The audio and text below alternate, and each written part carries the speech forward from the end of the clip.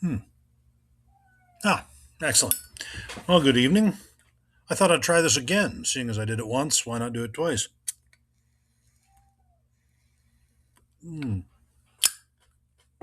Yeah, there's some fine tobacco.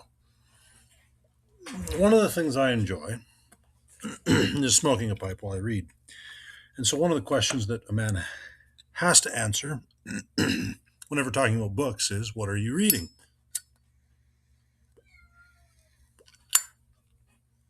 I have a small library up here, but more in the house. But I'm always reading something. But this volume in particular is one of my favorites. Let me share it with you. And there's a story behind it as well. I don't know if you can see that. Milton.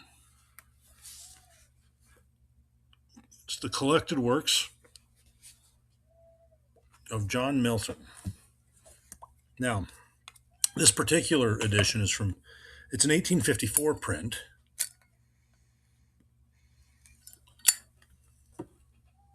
And one of the delightful things about it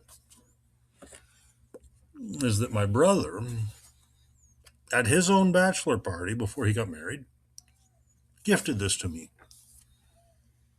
He had gotten some books from an old library in town, or, well, just out of town. Somebody had books. They were getting rid of them. And he went and picked up whatever he wanted. And he picked this up, knowing that I love Milton, and gave it to me. So, marvelous thing. A brother that gives you Milton. This is a good thing. Now, I first encountered Milton's Paradise Lost. That's his famous poem. Oh, a number of years ago. Anyway, I listened to it quite a bit while driving. I used to drive a lot for work, so I just listened to Milton. It takes about 9.5 hours to listen to Paradise Lost straight through, which is about the time it takes for a fellow to drive from Grand Prairie to a drilling rig up the Comey north of Fort Nelson.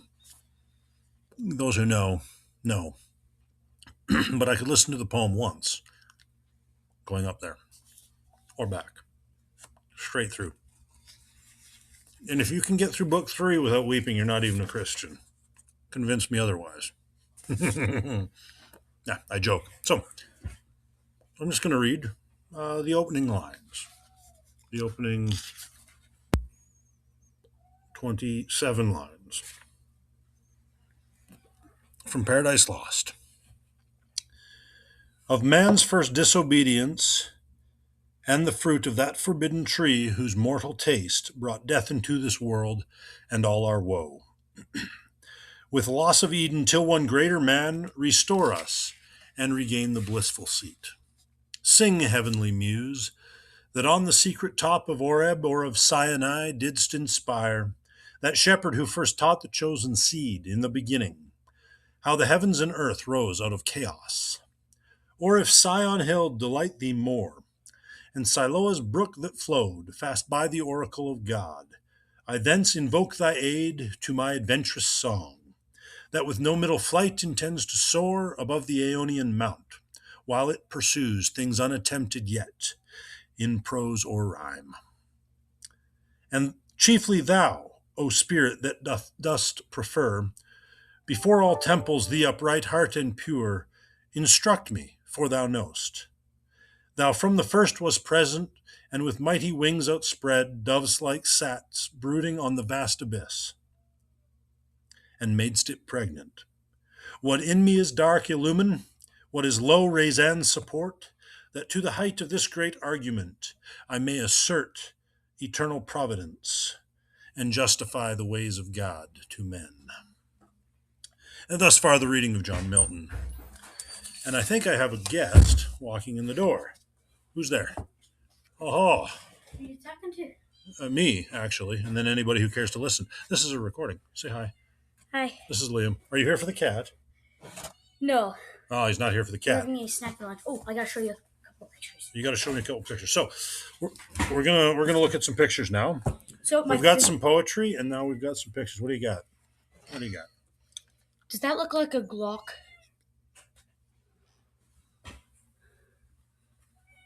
Somewhat. And then a revolver. Okay, somewhat. I think you're going for a flintlock there. Okay. Scimitar, cutlass, and a saber. Okay. What's with the thing? Yes.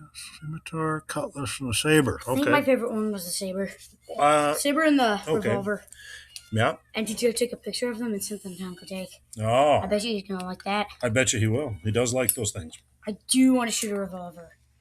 Mm-hmm. Okay, that is one thing that we might actually be doing out at Uncle Jake's place for the wedding. Oh, you're already planning that, are you? No, Auntie Joe was thinking maybe we should come out 1 or 2 weeks early. Oh, and then go shooting. I like it. I think that's what they were thinking of. I vote for it. Same. Okay. I've never shot a revolver. Have you? Yes, I have. Yes. Uncle Stevens.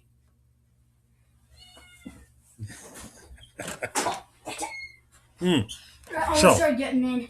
You're so. There we go. We have Milton and Liam with his scimitars and revolvers.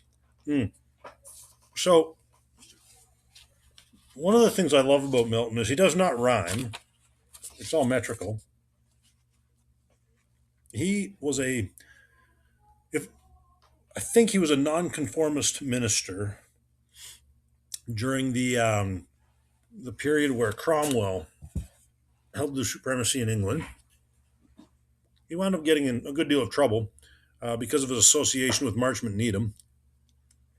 Now, there's a good case study in juxtaposition. John Milton, a very holy, pious, saintly man, perhaps with different theological convictions than myself. He was one of the first to argue that they should overturn divorce laws in Britain. A thing I disagree with, but at any rate, Marchmont Needham, he was like the William Randall Hearst of the 16th century, early 17th century. He invented the scurrilous tabloid, at least in the English language. But they were really good friends. It's an interesting story. When Milton was producing this poem, which until James Joyce wrote that nonsense called Ulysses, was the longest in English, the English language.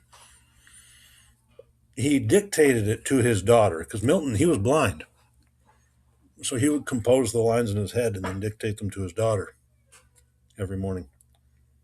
It's really magnificent. It's a poetical reimagining of the creation account, of the fall of man, of the beginning of the plan of man's redemption and salvation, and the beginning of the thrashing of Satan, the crushing under the foot. It's really a fantastic poem. But book three, oh, marvelous. Book one, marvelous. Some of the descriptions in here. I love it. So I commend that to you. This is a thing that I read and reread and reread and reread. The real value in a book is how many times it bears rereading. And speaking of poetry, here's another one. My good friend Geoffrey Swait.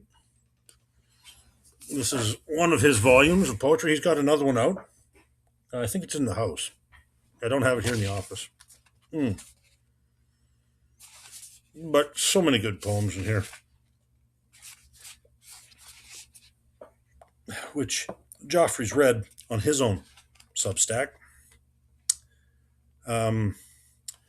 as he has been active for many, many years. This one I really enjoy. Oh, you've got cheese. Oh, here. Bring the cheeses over. Yes, show the people the cheeses. We have Islander Red. Island Red? Island Red. And smoked Gouda, Walter's favorite. Okay. Oh, this is from the Isle of Man. Oh, that's good. And what's this one? Smoked Gouda? Smoked Gouda. Yeah, Walter likes that one. That's his favorite. Bothwell. Okay. Excellent. I look forward to eating the cheeses. We're having an appetizer like right now. Right now. Okay, I'll be there. Oh, I can't miss food. I mean, look at me. I'm wasting away. Okay. Friends have I by the hundred, friends I fetch by the penny. Friends, where are you, I wondered, for he has none who has many. I mean, great stuff. There's a lot in here. Another book of poetry. Now, men should cultivate the poetic arts. I'm certainly not a poet, but I enjoy the thing. You go through David's Psalms, for example. They're highly poetic. I've got a volume here of Tennyson. I enjoy him. He's got a lot of good stuff. Love thou thy land with love far brought, from out the storied past and used, within the present but transfused, through future time by power of thought. That's a great verse. And it goes on for many pages. So, yeah, you should read poetry. You should enjoy it, indulge in it. One of the things that we are as men is we are wordsmiths. We fashion the world by word. And we do this because we are sub-creators. We are imitators of God. And God, that's what he did. In the beginning, God created the heavens and the earth, right? And the earth was formless and void. And the Spirit of the Lord hovered over the waters of the deep. And then God said, oh, Liam's back. More cheese? No. Okay. Well, more cheese isn't bad. So, and God said, let there be light. So he speaks. He's speaking creation. It's interesting, too, that in Hebrews, let me get to the end of the Bible, or not quite the end, but close. We read about God's speech in Hebrews 1. Long ago, at many times, in many ways, God spoke to our fathers by the prophets. He spoke, right? So revelation is speech. But in these last days, he has spoken to us by his Son, whom he has appointed the heir of all things, through whom also he created the world. Okay, so Jesus, and this, again, John 1, Jesus is the Word. And then, right there, verse 3, he, the being Jesus, is the radiance of the glory of God and the exact imprint of his nature, and he upholds the universe by his word of power. So not only is the world created by speech, but it's upheld by speech. So it exists, it's maintained in its being and in its various parts as speech, right? God speaking. So this pipe exists because Jesus says pipe. Have being. Now, we are sub-creators. We're created by God in his own image. Again, that's Genesis. One of the things that we do is we create by speech. So I pronounce the man and wife is the creation of a new thing by the power of speech. Saying, we hold these things inalienably true, life, liberty, and the pursuit of happiness. The Declaration of Independence creates a new nation. That is the thing. But it was speech. It made a new thing. Poetry is glorified speech. So there are different types of poetry. You have the epics that I enjoy, like Milton, the verses of Tennyson, right? Stuff like that. You've also got lyrical poetry. So Neil Peart and Rush, or Paul Overstreet. He's written many songs in the country music industry. You got these writers of these pop songs or rock songs or whatever.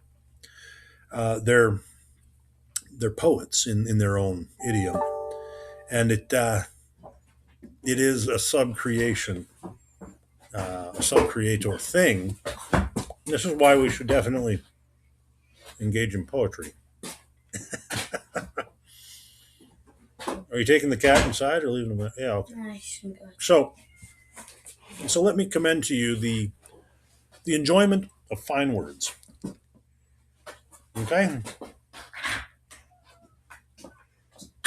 I think that chair's broken. No, it's not. Oh, okay, never mind. Might be right here. I decided to go because he bit me. The cat He bit just you. like kind of goes at you. Mm. Nips. It's not fine. It's fine. There you have it. Anyway, thank you for joining me, and we will talk soon. Lord bless.